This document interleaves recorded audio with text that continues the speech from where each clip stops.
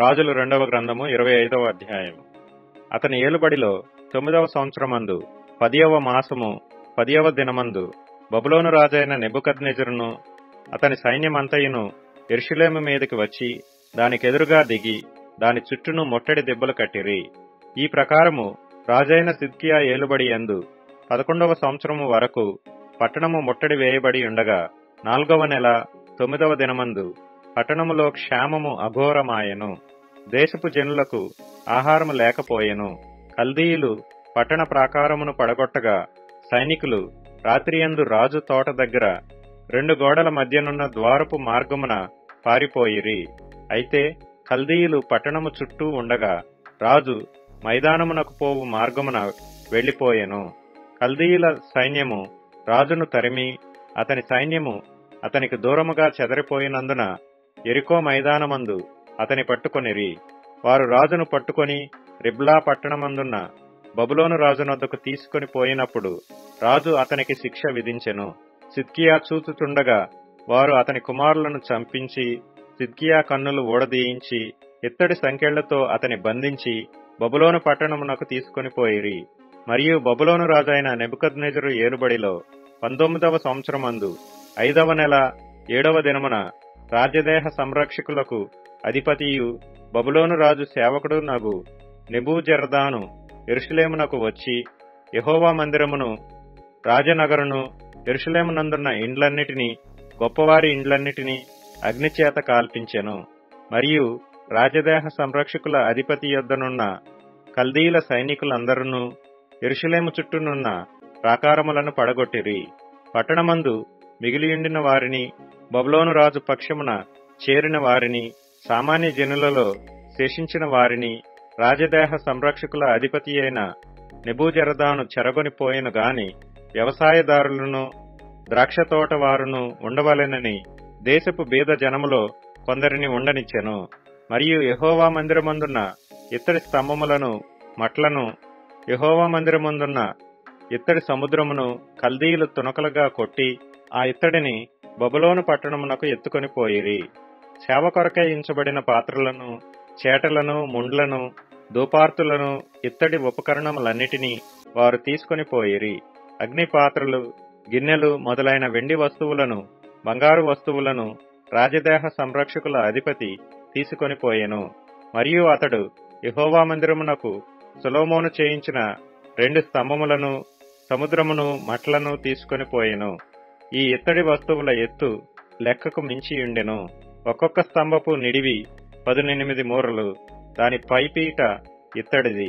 పైపీట నిడివి 3 మూరలు. మరియు ఆ పైపీట చుట్టూ ఉన్న అల్లికలను, దానిమ్మ పండ్లను ఇత్తడివి. 2వ స్తంభమును వీటివలే అల్లిక పని కలిగియుండెను. రాజదేహ సంరక్షకుల అధిపతి ప్రధాన యాజకుడైన శరాయాను, 2వ యాజకుడైన జెఫన్యాను, 3 ద్వారపాలకులను పట్టుకొనెను. మరియు ఆయుధస్తుల మీద నియమింపబడియున్న అధిపతిని పట్టణములో నుండి తీసుకొని రాజసముఖమును కనిపెట్టుకుని ఇండు వారిలో పట్టణమందు దొరికిన 5గురిని, దేశపు జనులను, సంఖ్యచేయు వారి యొక్క అధిపతి యొక్క లేఖికుని, సామాన్య జనులలో పట్టణమందు దొరికిన 60 మందిని పట్టుకొనెను.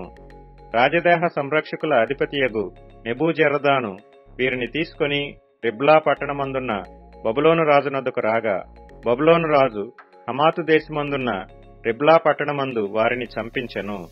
ఈ రీతిగా యూదావారు తమ దేశములో నుండి ఎత్తుకొని పోబడిరి.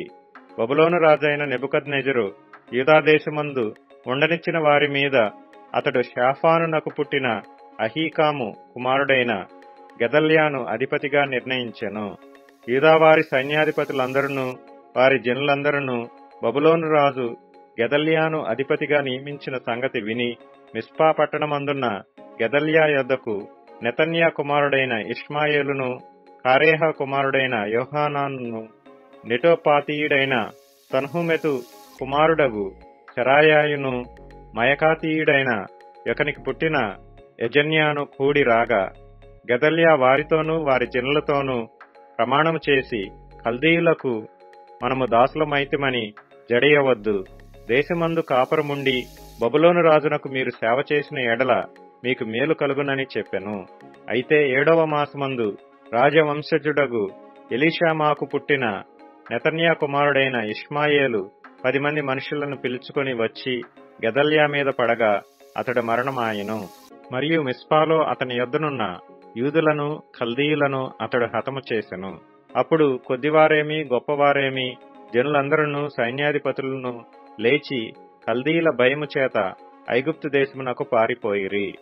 యూదారాజైన యెహోయాకీను చెరలో ఉంచబడిన 37వ సంవత్సరమందు 12వ నెల 27వ దినమున బబులోను రాజైన ఎవిల్మెరోదకు తాను ఏలనారంభించిన సంవత్సరమందు బందీగృహములో నుండి యూదారాజైన యెహోయాకీనును తెప్పించి అతనితో దయగా మాట్లాడి అతని పీఠమును బబులోనులో తన యొద్దనున్న రాజుల పీఠము కంటే ఎత్తు చేసెను. కాగా అతడు తన బందీగృహ వస్త్రములను తీసివేసి వేరు వస్త్రములను ధరించుకొని తాను బ్రతికిన దినములన్నీయు రాజు సన్నిధిని భోజనము చేయుచూ వచ్చెను. మరియు అతని భత్యము ఏనాటికి ఆనాడు రాజు చేత నిర్ణయింపబడినదై అతడు బ్రతికిన నాళ్లు ఆ చొప్పున అతనికియ్యబడుచుండెను.